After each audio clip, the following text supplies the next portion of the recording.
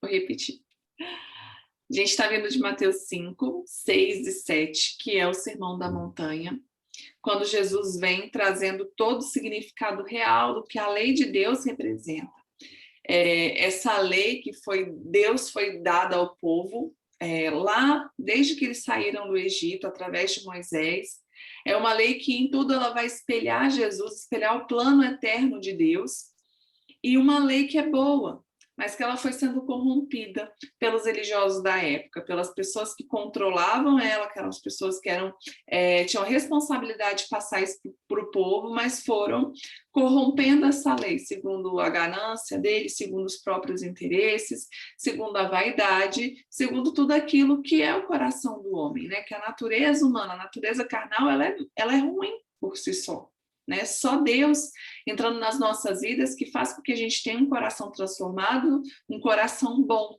Mas de nós mesmos, o que vai vir são essas coisas. Então, homens, né, pessoas controlando isso, elas vão acabar corrompendo essa natureza boa da lei. Então, Jesus finaliza esse sermão e ele vai e desce a montanha. É o que começa falando aqui no versículo 1. Ele desce a montanha, as multidões estavam seguindo ele, e ele foi seguindo viagem. Ele estava numa cidade, ele estava indo agora em direção a Cafarnaum. Esse texto do leproso que foi curado, ele está lá em Lucas 5, a gente já estudou ele. Como os textos vêm, né, um atrás do outro, dividido em versículos, e a gente não consegue entender muito bem as pausas, parece que tudo aconteceu sequencialmente. Jesus saiu com a multidão e veio um leproso do meio da multidão, se aproximou dele e tudo isso aconteceu. Só que quando a gente para raciocinar, não tem como as coisas acontecerem dessa forma. Por quê? Leproso era uma pessoa impura. A lepra, quando a Bíblia fala de lepra, essa palavra que traduz do grego, ela não necessariamente está falando da hanseníase, que é a lepra que a gente conhece hoje em dia. Ela vai falar de vários tipos de doenças de pele. Então, pode ser uma herpes, de repente, que manifesta, né, no corpo, uma doença, qualquer doença na pele, qualquer erupção na pele, que era considerada altamente contagiosa. Então, essas pessoas não poderiam viver no meio do povo. Inclusive, isso foi instituído na lei, né? Que lá em Levítico 14 vai falar sobre isso. Como é que essa pessoa que estivesse acometida dessa doença tinha que ser tratada. E caso ela nunca fosse curada, caso essa doença nunca passasse, ela vivia apartada do povo. Então, não tinha como esse leproso estar no meio da multidão, porque o leproso não podia conviver junto com as pessoas. E a lepra não era uma doença que nem a mulher da hemorragia, por exemplo, né? Que é uma doença que ninguém está vendo. Ela também não poderia estar, aquela mulher do fluxo de sangue, ela também não poderia estar ali no meio do povo. Mas não tinha como as pessoas perceberem aquela enfermidade que ela tinha. Já o leproso não tinha como, né? Era uma coisa visível. E outra coisa, quando Jesus cura ele, ele fala, não conte isso a ninguém. Como é que no meio de uma multidão Jesus está querendo manter segredo? Então, tudo isso leva a crer que esse momento foi o momento mais reservado, né? Talvez Jesus saiu e está no meio do caminho, e lá em Lucas, quando Lucas fala disso, ele fala, andando pelo caminho surgiu um leproso. Então, provavelmente foi no momento mais reservado. E aí, o que acontece, né? Esse leproso, ele é a primeira pessoa, depois que Jesus desce do monte, que começa Jesus a manifestar o reino de Deus. Então, Jesus passa aqui, nesses 3 capítulos que a gente leu, lembrando que a Bíblia não foi escrita em capítulos, foi escrito um texto corrido, então, todo esse texto, né, do 5 ao 7, a gente está vendo aqui, estudando o que Jesus falou a respeito do reino de Deus, o que Jesus ensinou a respeito do reino de Deus. Ele desce do monte e imediatamente ele começa a demonstrar o reino de Deus. Como que é o reino de Deus operando no meio das pessoas. Quando Jesus fala, o reino de Deus está entre vós, é essa manifestação do reino de Deus, que não é plena, que ela só vai ser plena quando Jesus voltar e vier reinar, mas que o reino já se manifesta quando o governo de Deus está sendo exercido, por meio de cura, por meio de salvação, por meio de generosidade, tudo isso está demonstrando o reino de Deus. Então, esse homem, ele chega perto de Jesus e se prostra, né? Ele se prostra, o adora e fala: Senhor, se quiseres, pode me purificar. Jesus demonstrou o reino de Deus, restaurando pessoas que eram excluídas, pessoas que eram afastadas, pessoas que eram indignas. O coração de Deus, ele é resgatador, ele é restaurador. Então, dentro da religiosidade daquele tempo, e que talvez não seja muito diferente de algumas coisas que a gente encontra hoje em dia. O que acontecia? Um povo que se considerava santo, separado, não se misturava com o povo que era pecador e indigno. E aí Jesus vem para falar o seguinte: não são os sãos que precisam de remédios, mas são os doentes. Não são as pessoas que acham que não precisam de ajuda que eu vim para restaurar aquelas pessoas que sabem que precisam. E esse leproso era alguém que sabia que precisava. Foi alguém que se aproximou de Jesus. Então, seguindo os passos do que esse homem fez, né? Ele se aproximou de Jesus, ele se rendeu diante de Jesus e o adorou. Ele pediu para que Jesus fizesse algo por ele. Ele creu que Jesus era poderoso para fazer. Deus se preocupa com cada um de nós. Ele nos conhece, ele nos ama individualmente. Os olhos de Jesus não estavam na fama ou na autopromoção, mas na necessidade de cada ser humano. Quando Jesus cura esse homem, ele fala: não conte isso a ninguém. Alguém que está procurando fama, além de precisar demonstrar isso em público, quer que a fama dele se espalhe, mas essa não era a intenção de Jesus. Era restaurar aquele ser humano, é ver a dor, a necessidade daquela pessoa para que ela fosse restaurada.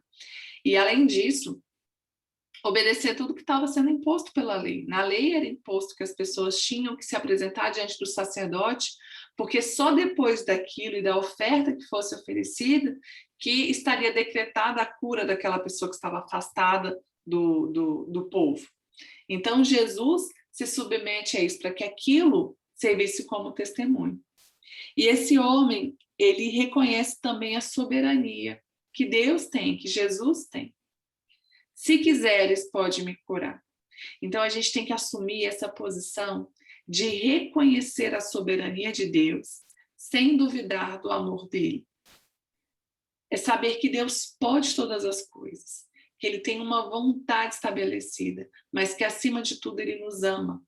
Porque às vezes a gente reconhece a soberania de Deus, mas a gente duvida do amor de Deus. E a gente acha que Deus não vai fazer algo que é bom pra gente. Às vezes a gente tem medo, né?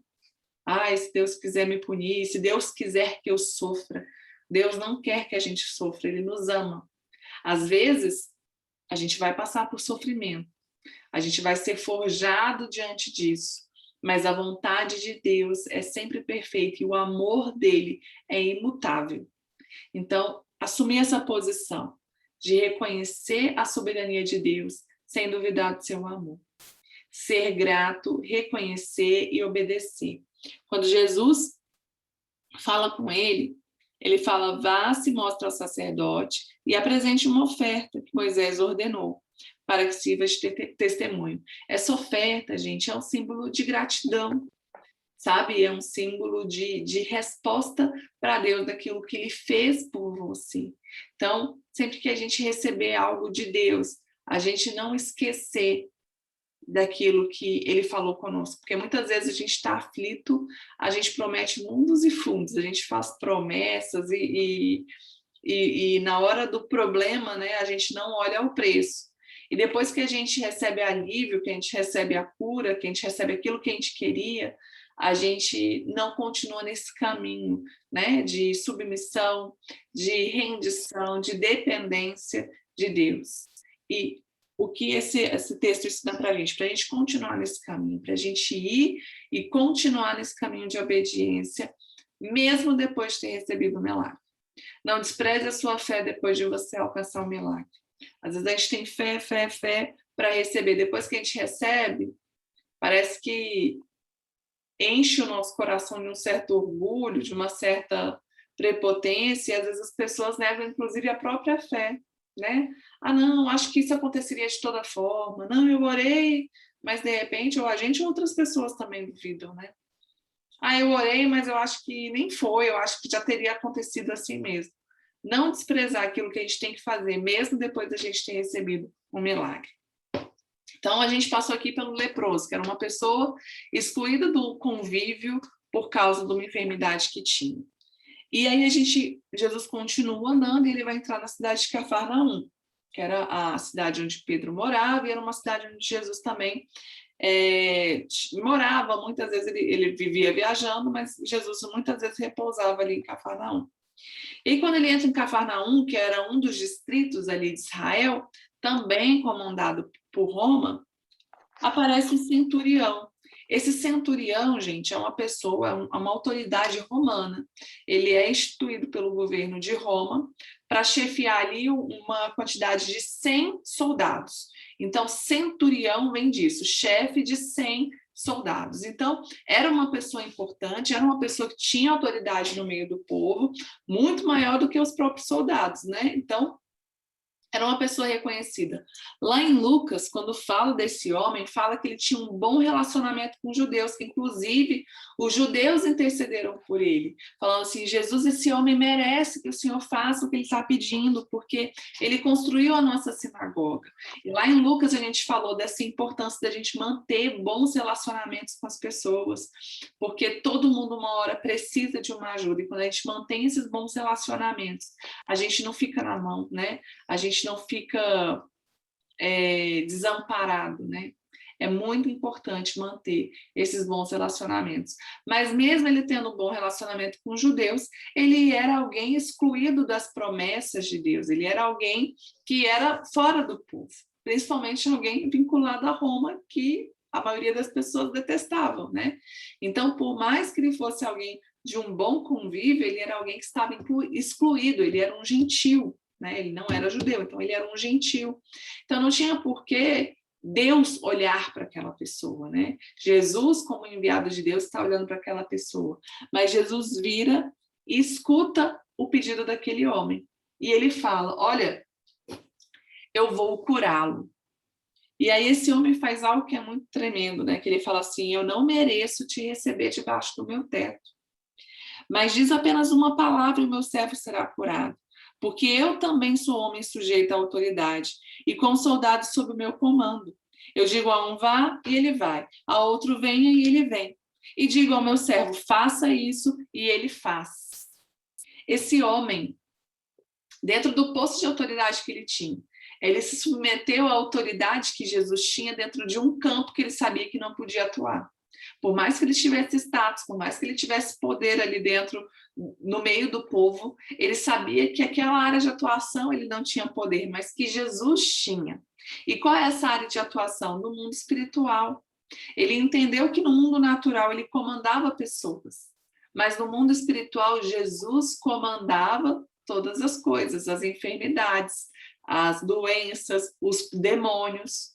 Ele teve uma visão espiritual que a gente conseguiu enxergar que o tempo todo ali, Mateus 5, 6 e 7, Jesus estava tentando tirar as pessoas do chão, tentando tirar as pessoas desse mundo natural para que elas enxergassem o espiritual. Quando Jesus fala assim, olha, se você fica orando em público para que as pessoas te reconheçam, você já recebeu sua recompensa, mas você, quando for orar, tranca a porta do seu quarto e ora em secreto.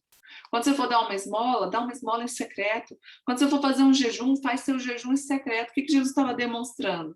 Que não era uma coisa natural, que não era uma coisa que as pessoas poderiam te dar a recompensa, mas que era algo espiritual, que Deus estava vendo, que Deus iria recompensar em secreto. Esse homem, que não era um estudioso da lei, que não era do convívio com todas esses textos, esses ensinamentos, ele consegue ter essa percepção, né? E essa percepção dele admira, né? Traz admiração sobre Jesus. Ele fala: olha, eu digo a verdade que não encontrei em Israel tamanha fé. Esse homem que não fazia parte do povo, Jesus colocou ele como exemplo de alguém que poderia sim se assentar na mesa de Abraão num banquete celestial. Por quê? Porque a partir de Jesus, o nosso direito à promessa, o nosso direito ao acesso não é mais natural. A descendência de Abraão era uma exclusividade dos filhos de Abraão, né? A descendência de Abraão, os judeus, só eles poderiam ser naturalmente. Mas o reino de Deus vem, inaugura esse acesso pela fé. E a fé não é exclusividade de ninguém, ela está disponível a todos. A gente já falou sobre isso, sobre Abraão. Abraão é o pai dos judeus, é o pai da promessa pela descendência natural, mas ele também é o pai da fé. Pela fé que Abraão teve naquilo que Deus falou com ele, ele também estendeu a descendência dele a todos aqueles que creem.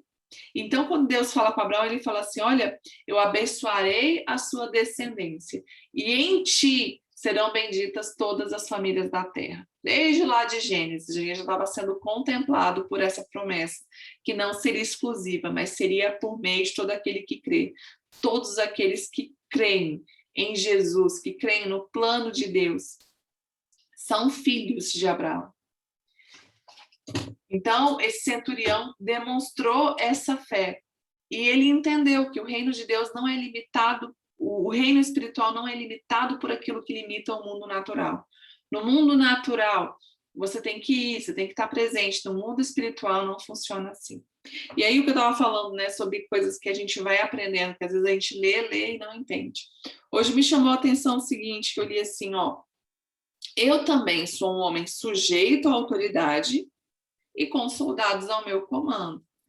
Então ele está falando o quê? Olha, eu sou uma pessoa que tenho alguém que me comanda e também comando pessoas abaixo de mim. Eu tenho alguém que me delegou essa autoridade e por causa dessa autoridade que me foi delegada, eu consigo ter autoridade sobre outras pessoas.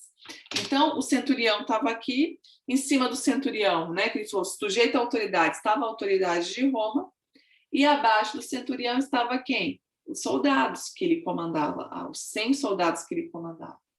E o que ele vai, e dessa forma ele também reconhece em Jesus, porque ele está se comparando com Jesus. O que ele reconhece? Que Jesus está aqui, ele está sujeito a uma autoridade que é Deus, é o Senhor, né? Todas as coisas, e sujeitou a ele todas as coisas, deu autoridade a ele por causa da autoridade que Deus deu a Jesus, né?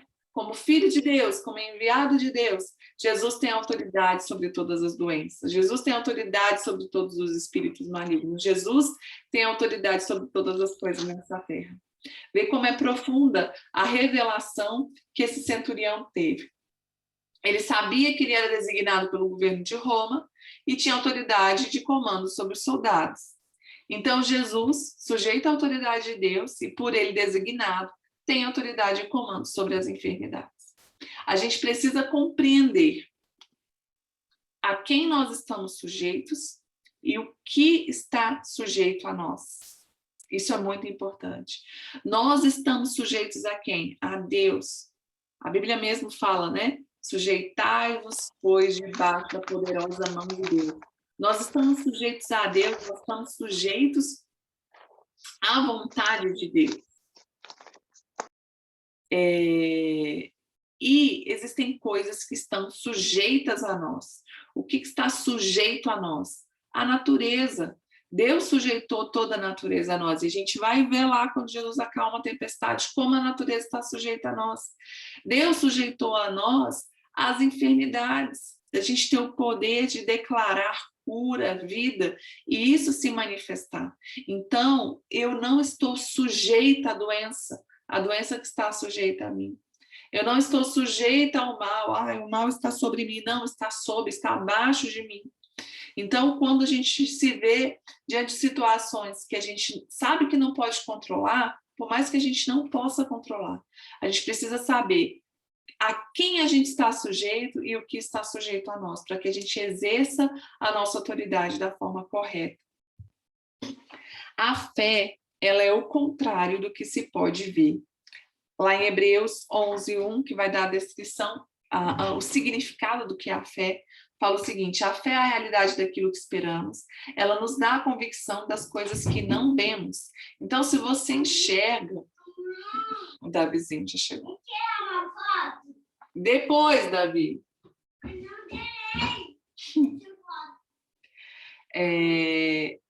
A fé, ela implica em algo que você não vê. Você não prova para crer, você crê para provar. É assim que a fé funciona. O reino de Deus...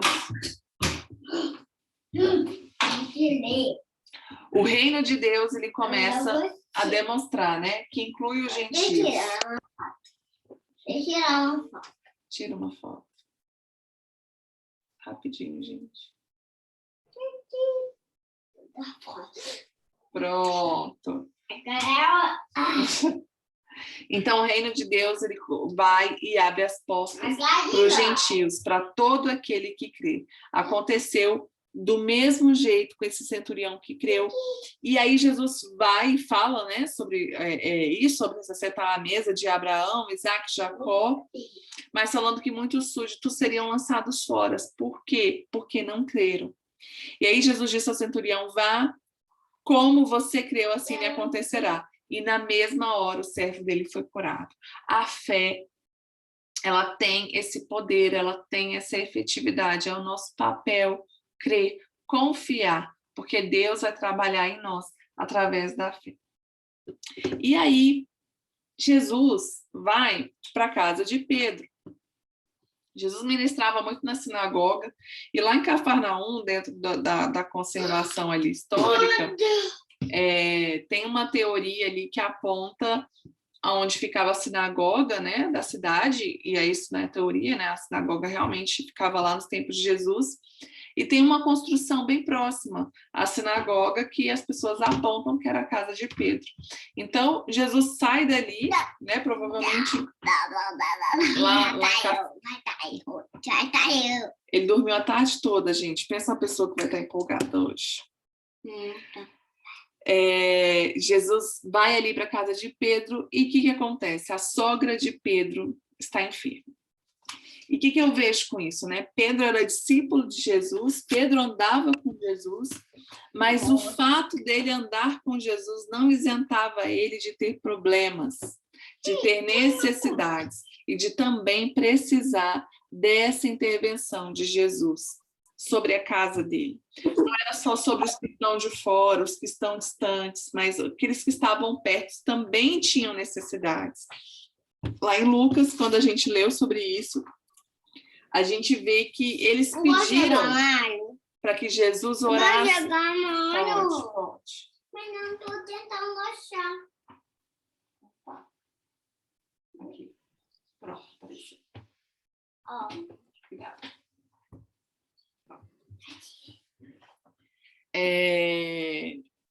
Que pediram, né? E a gente até apontou lá que o fato da gente ter uma necessidade não faz com que Jesus age. A gente precisa clamar, a gente precisa pedir, reconhecer que ele tem poder para fazer. E aí Jesus vai e repreende a febre. A Bíblia fala que no mesmo instante a febre o deixou. E assim que ela foi curada, ela se levantou e começou a servir. Muitas vezes a gente não gosta, né, da nossa doença, do nosso problema, mas a gente se apoia naquilo que ele traz de benefício para a gente, né? Muitas vezes o fato de você estar doente faz com que você não precise se levantar, com que você fique de repouso. E isso estou falando de uma enfermidade física, mas isso pode se comparar com outras coisas na nossa vida, que às vezes estão doentes, mas às vezes a gente tem um benefício com aquela dor, e a gente às vezes prefere conviver com aquela dor do que ter que enfrentar o desafio, né, de resolvê-la e de sair daquela zona de conforto. Então, não dizendo que a sogra de Pedro com febre estava numa zona de conforto, mas sempre falou muito comigo quando fala que ela imediatamente se levantou e começou a servi-los. Ela fez algo, ela deu significado àquela cura que ela recebeu, ela saiu da zona de conforto. E aí eu aprendo que a nossa cura serve para um propósito. A nossa cura posiciona a gente a serviço de Jesus. Sempre que Deus faz algo por você, nunca é para acabar em você. E às vezes é uma dor, às vezes é uma história difícil que você passou, que você venceu, e às vezes o que você pensa é só, eu quero só esquecer isso, porque foi tão difícil, foi tão sofrido que eu quero só esquecer e virar essa página na minha vida. Só que quando Jesus nos cura, quando Jesus nos restaura, nunca é para acabar ali. Aquela dor, aquela enfermidade, aquela cura, principalmente, ela tem que ser usada a serviço do reino de Deus. Por quê? Porque a gente tem que estar à disposição do reino. Entrando na questão das nossas experiências, com a nossa vida, nós podemos levar vida a outras pessoas. Eu, antes de entrar aqui no estudo, eu estava numa live de uma amiga minha, que ela tem um filho com altas habilidades, e ela passou por muitas dificuldades, muitos problemas. O filho dela, com 3 anos, foi expulso de uma escola. Ela trocou de escola, acho que 5 vezes no ano, tentando achar uma escola que o filho dela se adaptasse, que a escola acolhesse o filho dela. E essa história para ela sempre foi muito dolorosa, né? Sempre foi muito difícil. E hoje, pela primeira vez, ela expôs isso numa live com uma profissional dessa área de altas habilidades, né? Superdotação. E a gente conversando com ela, o tanto que isso vai trazer cura e ajuda para outras pessoas que estão passando pelos mesmos problemas e que às vezes acha que só acontece com ela. Então a nossa cura, ela tem que ser colocada a serviço de Jesus. A sogra de Pedro levantou e no mesmo instante passou a servi-los. Então Jesus veio para curar, ele pode curar. Ele levou sobre si todas as nossas enfermidades, todas as nossas dores. E a nossa função é crer nisso, sem duvidar. Lá em 1 Pedro 2,24, no finalzinho do versículo fala: por suas feridas nós somos curados.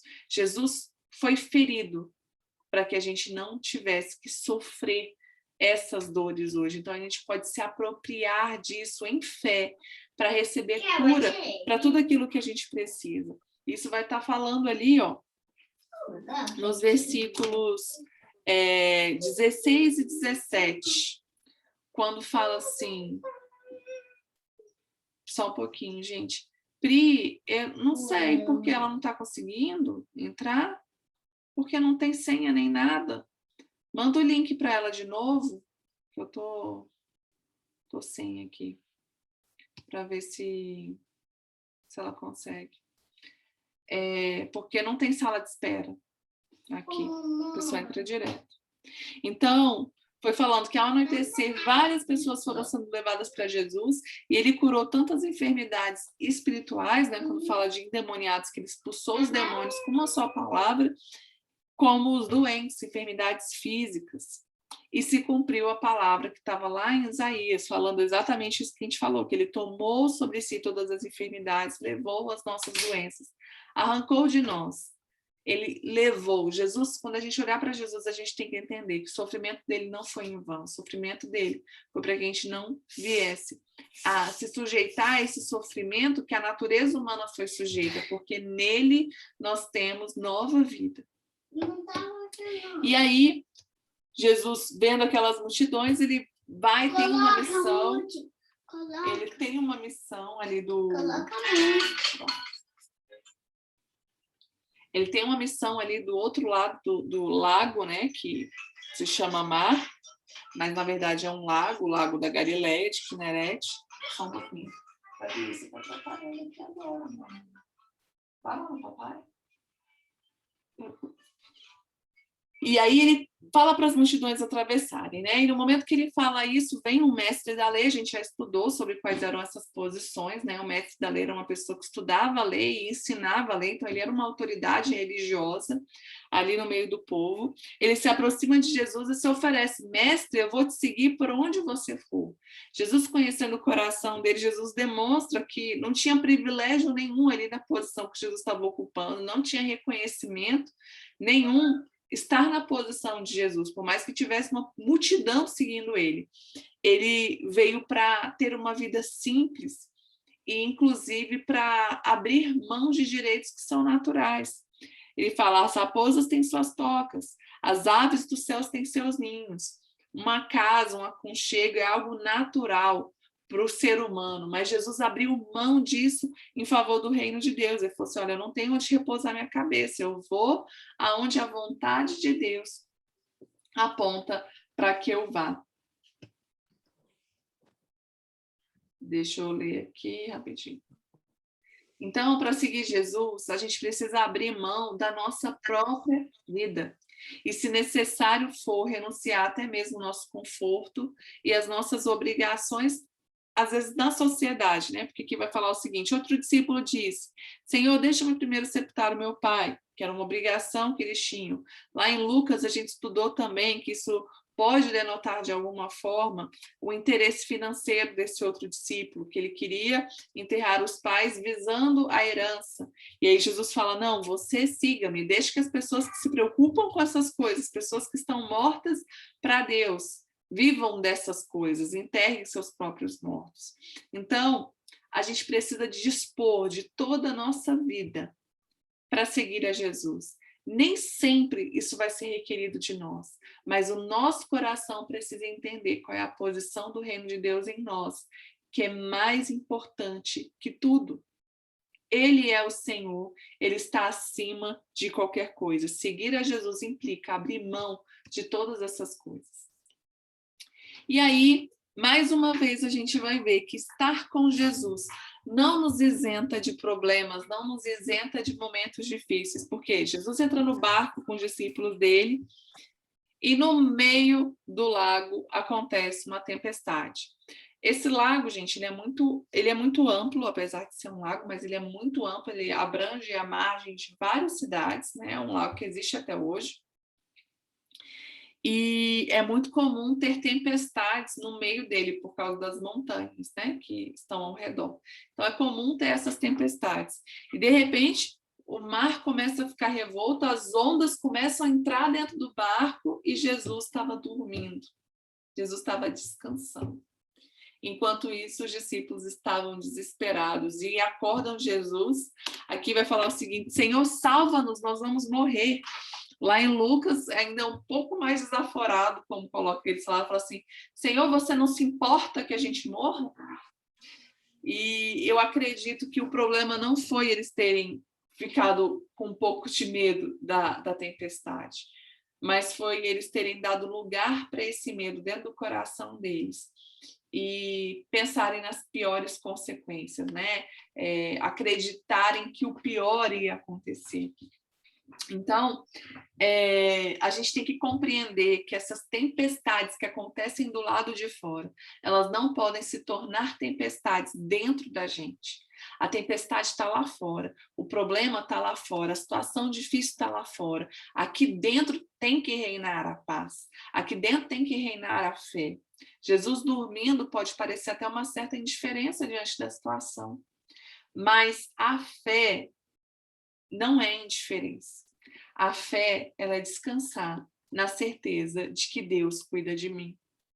Muitas vezes, as pessoas não vão entender a sua tranquilidade diante de situações complicadas, mas é a sua fé.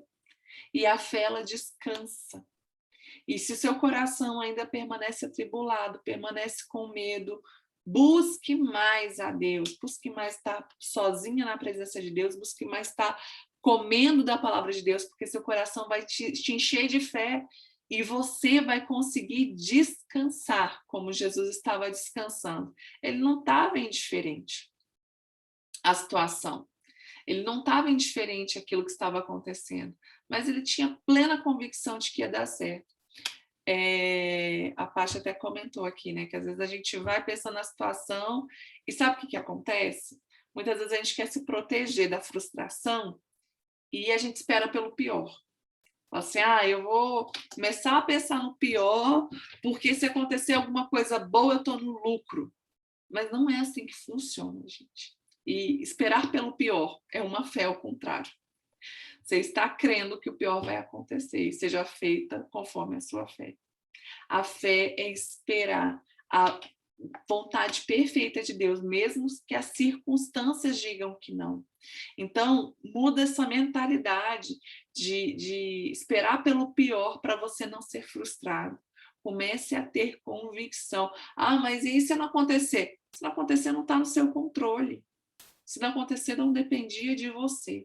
Mas a sua parte você fez, que foi crer plenamente. Então, a fé, ela se opõe ao medo. E isso não é para trazer acusação sobre quem tem medo, mas é para dizer que para quem tem medo, para quem tem ansiedade, para quem tem essa aflição, para que se encha de fé, porque a fé vai expulsar esse medo. A Bíblia fala que o verdadeiro amor lança fora todo medo. Por quê? Porque quando eu confio, quando eu tenho fé, que Deus me ama, que Deus cuida de mim, o medo vai embora, porque eu sei que Ele está no controle de todas as coisas. Então, essa frase aqui me marcou muito. A fé não é indiferença, mas é descansar na certeza de que Deus cuida de mim. Eu vou sempre transbordar aquilo que eu estou cheio. Se eu me encher de fé, eu vou transbordar fé. Se eu me encher de medo, de coisas que me assustam, eu vou transbordar medo. Então, se encha daquilo que você quer transbordar. Jesus tem autoridade sobre todas as coisas. Ele nos deu essa mesma autoridade por meio da fé. Jesus levanta e fala assim: por que vocês estão com tanto medo, homens de pequena fé? Vê como Jesus está vinculando a fé e o medo? Se eu tenho uma fé grande, o meu medo fica pequeno. Se eu tenho uma fé pequena, o meu medo fica grande. Então, alimenta a sua fé para que o seu medo vá embora. E aí Jesus repreendeu os ventos e o mar e se fez completa bonança, tudo. E aí eles ficaram espantados. Mas quem é esse que tem autoridade? Lembra que eu falei lá no começo sobre estar sujeito? Deus sujeitou toda a natureza a nós. Quem aqui já teve experiência de orar para não chover e não choveu, ou de orar para chover e choveu? Já tive situações, eu ia fazer aniversário das crianças, alguma coisa, tive situação até com as crianças mesmo, de pedir para não chover, a previsão era de chuva, o tempo estava fechado e o céu se abriu. E eu creio que isso é resposta de oração.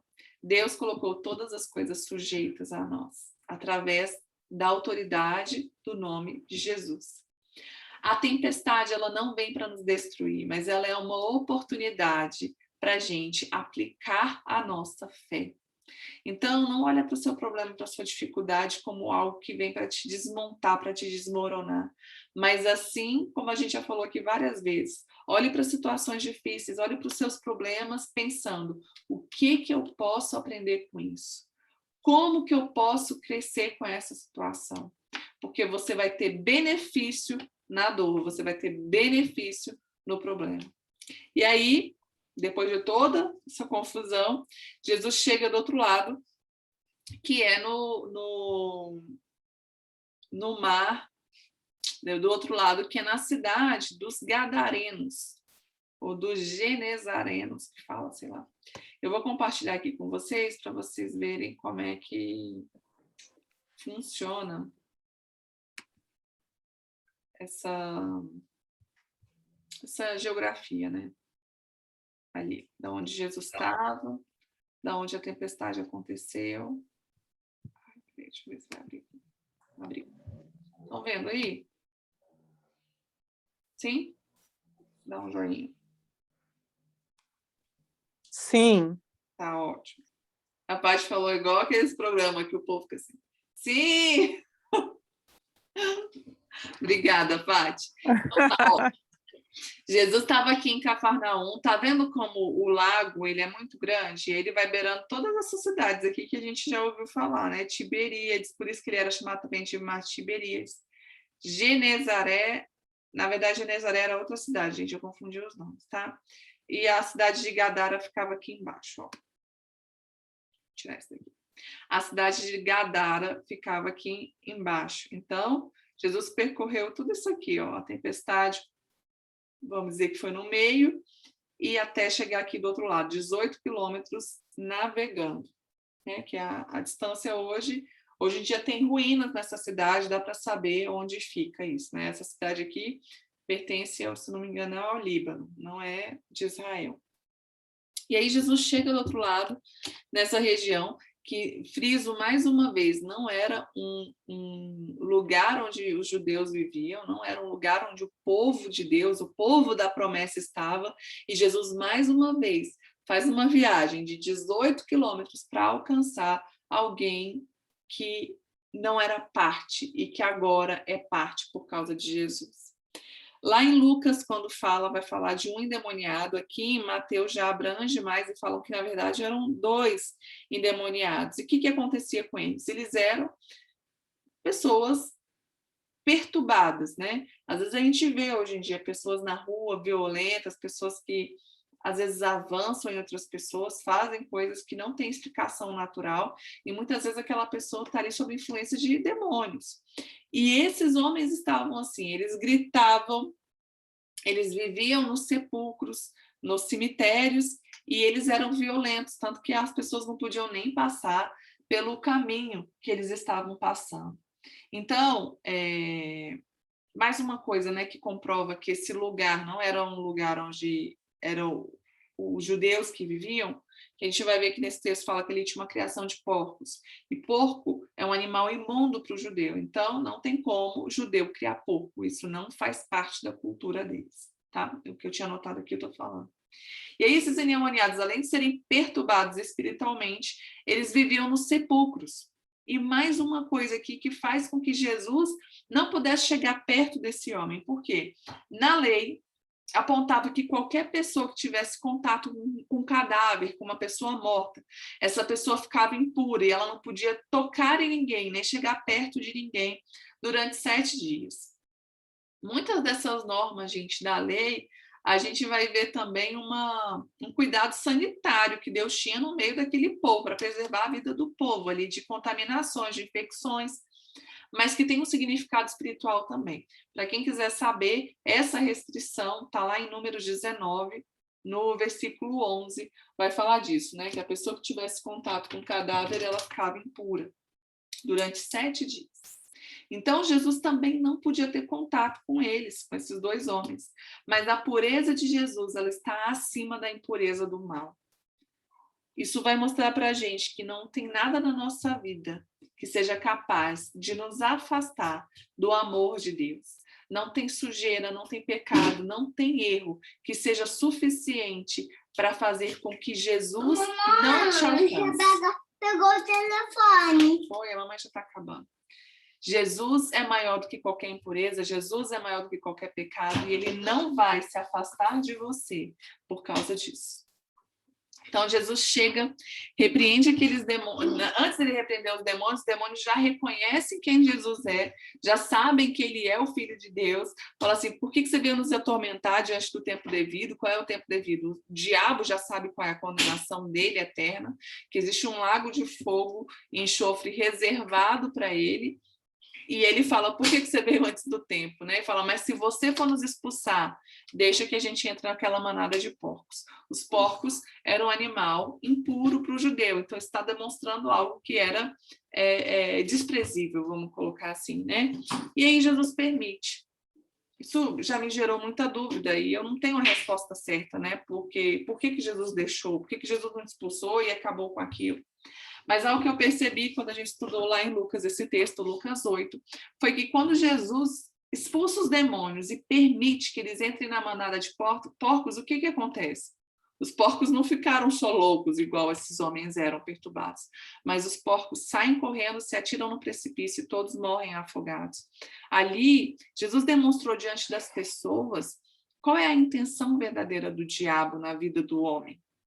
Não é só perturbar, não é só trazer confusão, não é só trazer engano, mas é matar. O que o diabo quer é destruir a vida do homem. E quando eles entram naquela manada de porcos, isso fica muito claro. E aí as pessoas ficaram chocadas, as pessoas que estavam cuidando daqueles porcos ali, na beira do precipício, entraram na cidade, que a cidade ficava mais para dentro, entraram na cidade, relataram tudo o que tinha acontecido e as pessoas vieram. Mas as pessoas vieram para celebrar que aquele homem tinha sido liberto, que o poder de Deus tinha se manifestado. Não, aquelas pessoas vieram para expulsar Jesus dali, para pedir para que Jesus saísse. Elas se impressionaram mais com os porcos que tinham sido mortos, com o prejuízo financeiro que eles tiveram, do que com aqueles homens serem libertos. Homens que estavam não só morrendo, né? Não tinham uma vida digna para si, mas como estava prejudicando aquela cidade, com esse espírito violento, com essa perturbação, mas eles se impressionaram mais com a perda do que com o ganho que teve. E aí, o que acontece? Muitas vezes tem gente que prefere conviver com o problema do que passar pelo desconforto da solução. Muitas vezes resolver algumas situações vai te tirar de novo a zona de conforto, vai trazer situações que não são agradáveis. Mas a gente não pode preferir o problema do que a solução. A gente não pode preferir as trevas do que a luz. A gente não pode preferir viver no engano do que viver na verdade. Isso aqui a gente pode dar um exemplo, por exemplo, como um erro que a gente comete, um pecado que a gente precisa confessar. Às vezes ninguém sabe. E ninguém saber não está fazendo diferença nenhuma. Mas é trevas, é mal, é problema. E aí, às vezes, a gente prefere conviver com o problema do que passar pelo desconforto da solução. Qual é a solução? Confessar, pedir perdão, se ajustar. Mas aí, às vezes, a gente prefere viver nas trevas do que sofrer o prejuízo que muitas vezes a solução precisa. Mas vamos andar na luz, viver na luz, porque conviver com o problema não vai ser benefício. No caso do exemplo que eu dei, né? Às vezes um segredo, uma situação que você errou, um perdão que você precisa pedir. Não quer dizer que o fato de você não passar pelo desconforto da solução, que você está vivendo confortável. Porque as trevas sempre vão gerar desconforto, as trevas sempre vão atrair mais trevas. Mas a luz traz liberdade, a luz traz solução, por mais que seja desconfortável passar, atravessar esse caminho. Então, vamos lembrar desse povo, né, que preferiu que Jesus fosse embora por causa do problema que veio com a solução e preferiam viver com o problema. Preferiam que... Não, eu já ouvi uma frase assim, ó, eu prefiro um problema conhecido do que um problema desconhecido, do que um futuro desconhecido. Então, isso aqui é um problema, mas pelo menos eu já me acostumei com ele. Eu prefiro isso do que eu enfrentar uma situação que eu desconheço. A gente não pode viver dessa forma. A gente tem que andar na luz, naquilo que Deus nos chamou para viver, em liberdade e na vontade de Deus. E isso é revelado no nosso coração. Cada um aqui sabe, né, se eu estou falando isso por algum propósito, se alguém se encaixa numa situação dessa, ou se você se lembra de alguma situação parecida. Você sabe qual é o caminho correto. Então, ande por ele. Não prefira conviver com o problema, porque a solução vai te trazer desconforto. Ande na luz. Amém? E aí a gente finaliza o capítulo 8 e semana que vem faremos o 9. Se conseguirmos fazer o 10, eu aviso.